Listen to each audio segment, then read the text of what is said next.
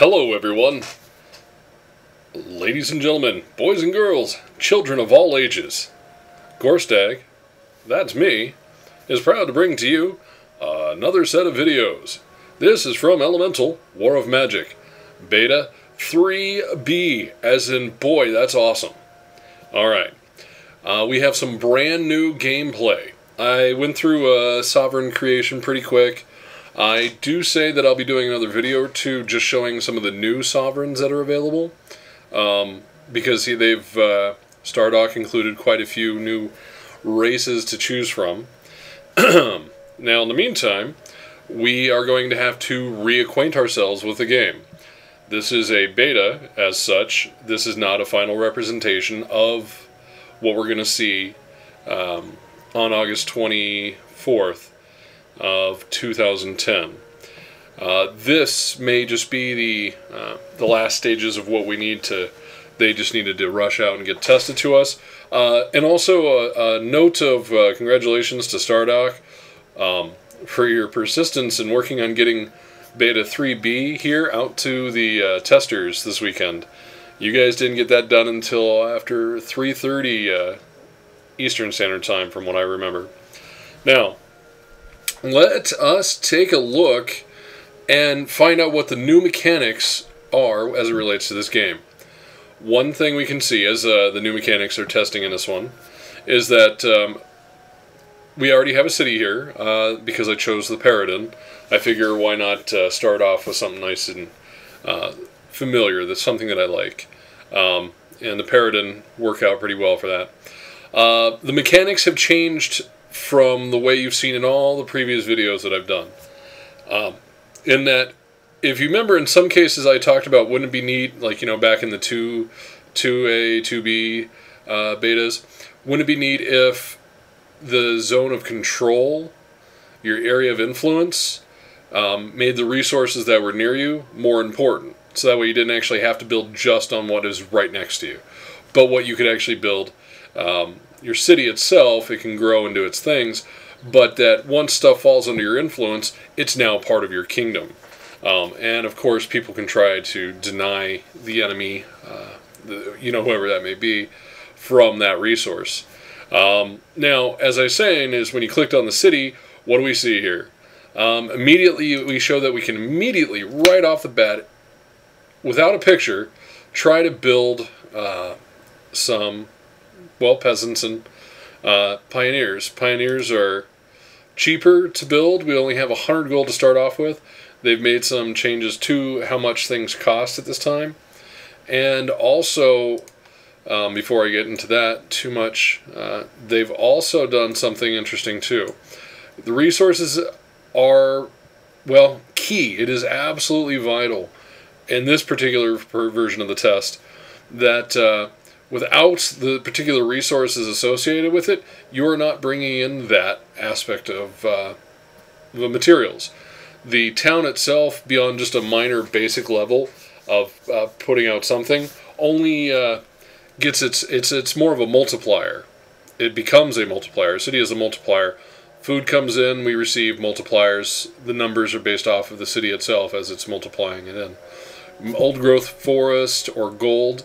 The city itself doesn't produce these. These other things, these resources, we're sort of getting as an abstract concept. You know, people working the mines or whatever it may be. So then again, that's also going to make resources incredibly valuable for play. So, yeah, that's right. It's going to be really important. Everything's going to be about the resources.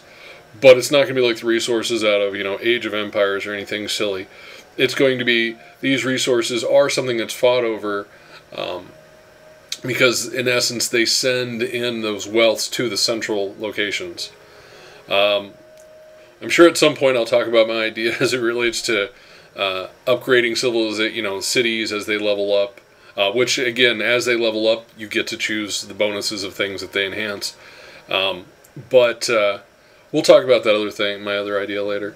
In the meantime, let's take a look and see what we have available to us to build right off the bat.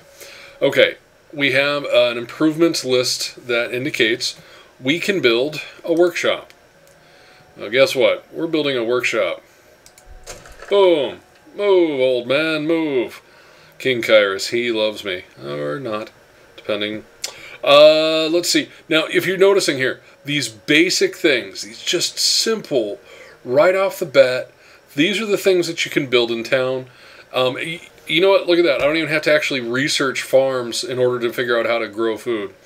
You know, we're 100 years later after the destruction of civilization. At least it doesn't take that long to figure this stuff out. Now, the town only has a limited number of tiles, I believe, or that's what it was suggested. It shows 4. I don't know if actually if they even do that with tiles anymore, like you have a limited number. They may have just changed it around so it's based off of the city level, and having to have the city level of an appropriate level and the merchandise or the materials in order to do stuff. Like, in order to get our huts growing, we're going to need 10 gold and 1 food.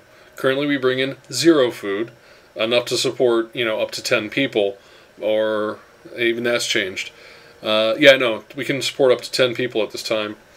So it's going to take 2 materials and 25 gold to build a farm, which will then allow me to, and also it'll take 10 turns, that's a long time, but it'll then allow me to upgrade my hut, and then from there I can work on getting the gold deposits and setting up an arcane laboratory and the merchant to bring in some additional stuff. All these little things here I'm going to want to do, but start off with a workshop, because without it we have no materials. It makes sense.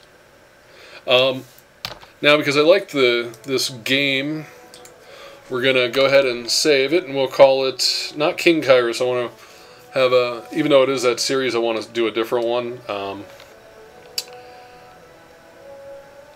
We'll title it 3B King Ky'Riss 1.